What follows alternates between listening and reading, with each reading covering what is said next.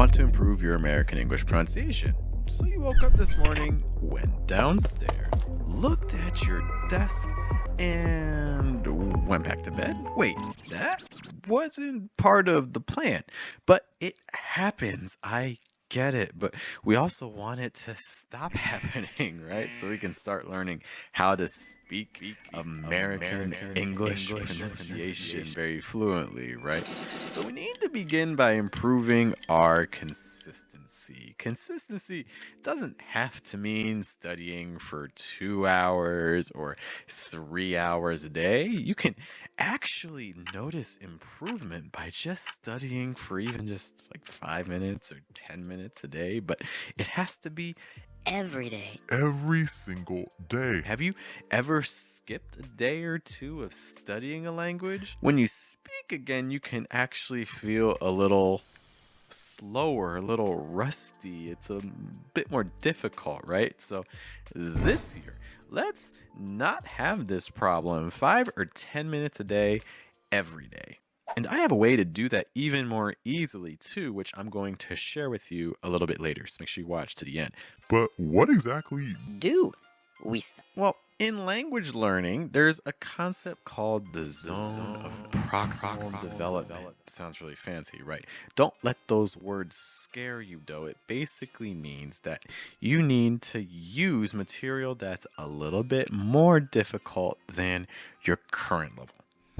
One way to check this? Well, try to find a show, a movie clip, or news story, whatever it is that you want to use, and you want to find a 3 to 4 line paragraph in the transcript. Not sure where a transcript is? Well, this is easy if you are using YouTube. You can click right here. Now, read the transcript. If there are 3 or 4 words in that paragraph that you don't know, this might mean that the paragraph is too difficult for you. If there are 5 or more words, I'd really recommend finding something easier or just using a shorter section of that listening material, maybe just trying 2 or 3 lines instead.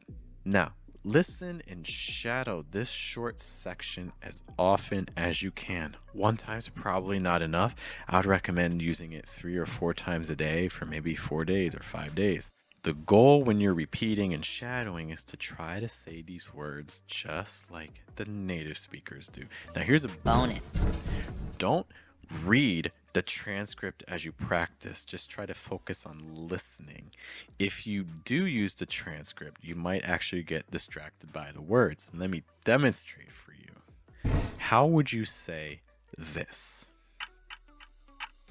Now, I would have read that as, I shouldn't have done that. That's pretty different than just looking at the words, right? If you really need the transcript, try using this approach then.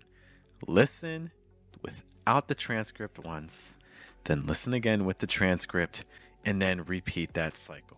But how do you know if you're actually pronouncing things right? Well, did you know that we have a Telegram group, for instance, where every single day of the week you can send audio files and I give you feedback? If that's not an option for you, though, it's just a matter of listening to your audio, listening to the original audio, and trying to compare how you sound to how the native speakers sound. Now, the next step for speaking fluent American English this year is the hardest, even though it can be 100% free. I need you to take some classes or join some groups online. Or in person if you're able to join in person. That's even better. But Geoff, you said free. English classes cost money. Well, no. I don't actually want you to join an English class. I want you to join a yoga class, a book club, a cooking class. Because when you join an English class, who are the students? They're other English learners. And what are you studying together? You're studying conditionals and other parts of English grammar that, let's be honest, most native speakers don't even know and may not even use correctly. If I would have asked, If I would have flashed this, And if I would have put that, if I would have heard When you join instead a yoga class or a cooking class or a book club online, who are the students though?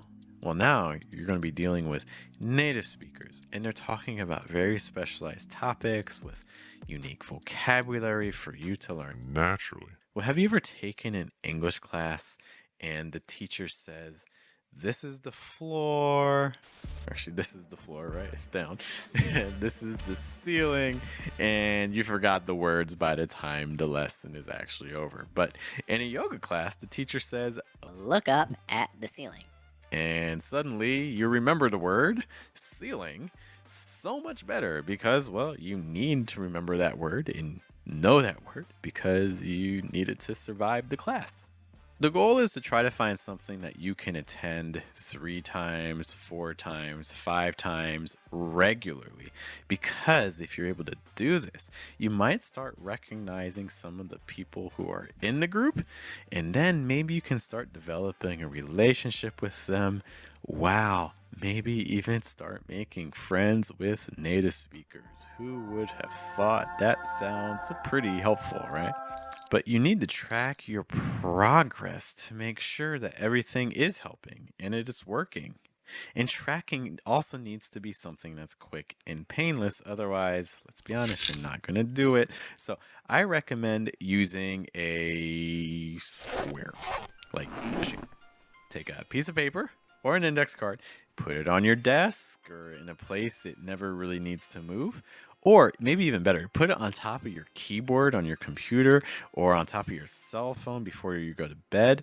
That way you have to physically remove these cards anytime you want to do anything else. So it's just this constant reminder that you need to do the work. Anyways, in the square, one corner of the square, you want to write down the number of minutes that you studied. In another corner, write down one new word that you learned. In another corner, you can write down a phrase that you want to practice tomorrow. Or whatever. I don't really care what exactly you're writing. You just want to put down something that you can track. But if you really, really want to challenge yourself and improve even faster, then you should actually try to make a recording of yourself and save it on your phone or computer. Even if you ignore it for a day, a week, or even a year, that doesn't matter. But any time that you're not sure if you're progressing, or you're just feeling depressed or discouraged, then you can listen to this file to kind of keep track of how you're progressing over time. Compare how you sound in the future to how you sounded in the past. Okay, but maybe you really, really hate the sound of your voice, but you still need a way to track yourself. We actually can help because we have a program called Mission English. It's a private Facebook group. Every single day, we do 2 live streams that are saved in the group. You join me and others on screen, and we do exercises together. We listen to each other, we laugh, we have fun, we practice pronunciation, all with each other's support. So instead of listening to yourself, you can listen to your friends. You can hear the feedback I give them, and then you can hear the adjustments that they make. And you never have to actually listen to your own voice, but you can still get that same sort of progress. Or when you're ready to listen to your own voice, then what you can do is you can watch all the previous classes because they're saved in the group. There's already like 100 lessons there. Well, you can see what a Mission English class is like here.